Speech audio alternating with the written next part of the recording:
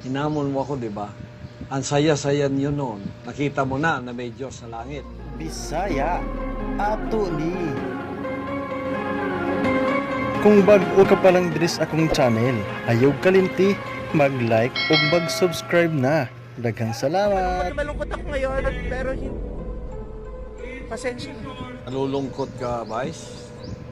Nalulungkot ka sapagkat di mo mapigilang umiyak dahil wala na yung mga programa niyo. Alalahanin mo, naghamon ka. Hinamon mo ako, di ba? Ang saya-saya niyo noon. Naghahalakhakan. Nasaksihan nato tanan sa TV gibalita sa GMA ang pagsarado sa ABS-CBN tungod kay wala nagyud aprobe sa konseho o sa senado ang pagpadayon sa franchise sa ABS-CBN. Karon baliko nato ang pagbugal-bugal ni Vice Ganda ngadto kay Pastor Kibuloy. Ug tungod kay nahitabo na, gibalikan dayon ni Pastor Kibuloy si Vice Ganda. Ania, pamation nato ang dugang pa na mga gisulti ni Pastor Kibuloy. Meron pang isang kasamaan mong lalaki. Pati ngala-ngala niya, nakita ko sa katatawa eh. Mahalaga ito sa akin. Buhay natin to eh. Buhay ko, buhay nyo, buhay ng audience, buhay ng madlang people, buhay ng mga kapamilya, buhay natin. Biani og sari-sari ug bisan unsa na mga reaksyon ang pagsarado sa ABS-CBN. Hilabi na ang isyu ni Pastor Kibuloy og Vice Ganda. Matud pa sa uban supporters ng ABS-CBN nga giipit lang daw ang ABS-CBN sa gobyerno. Og ingon pasab sa mga uban empleyado sa ABS-CBN na wala man daw sila nagunahuna ang gobyerno sa mga empleyado na mawad-an og trabaho. Ug nasay nag-ingon nga angay lang daw na sa ABS-CBN tungod kay dugay na ug hataas na ang panahon sa pagpangilad nila sa gobyerno. Ilabi na ang pagkahimo nga bias satellite matud pa nila. Ilabi na ang issue sa digital TV nga libre raman di ay pero gipabayaran sa ABS-CBN. So maminaw pa ta kay doon na pailang sumpay ang gisulti ni Pastor Kibuloy.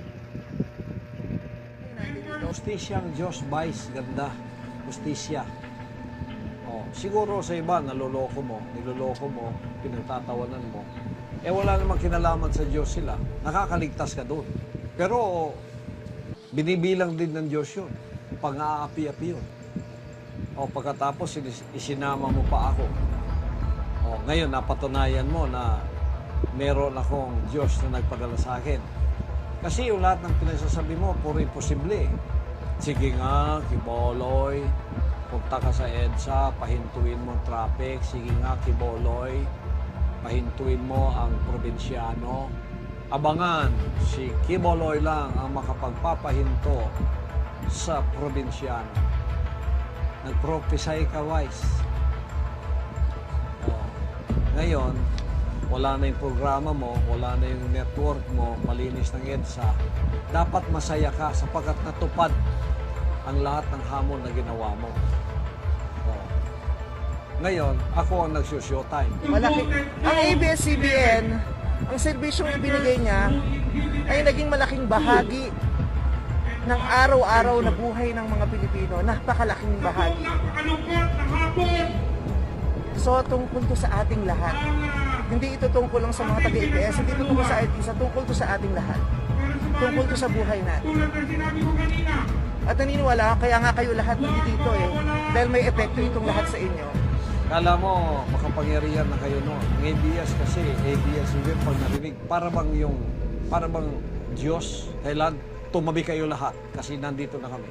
Pag binigyan kayo ng pabor ng Diyos, pabor na maging tanyag, pabor na maging mayaman, ginawa rin ng Diyos yan sa kanyang mukha. Oh, gamitin niyo sa kabutihan. Ngayon, umiiyak ka. noon, lumahalakhak ka. Tapos tawa kayo ng tawa.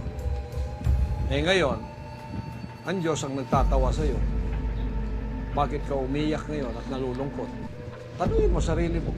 Yun ang dahilan. Noong lumindol ng 6.6, nandun ako kapon. Nandun ako sa kwarto ko. Sabi ko, Lindol, stop! I will always love you. I will always stay true. There's no one who loves you like I do. Come to me now. I will never. Ug didto na human ang ato ang sugilanon karong adlaw. Ug atangi pa ninyo ang laing sumpay ning atong sugilanon. Bisaya ato ni.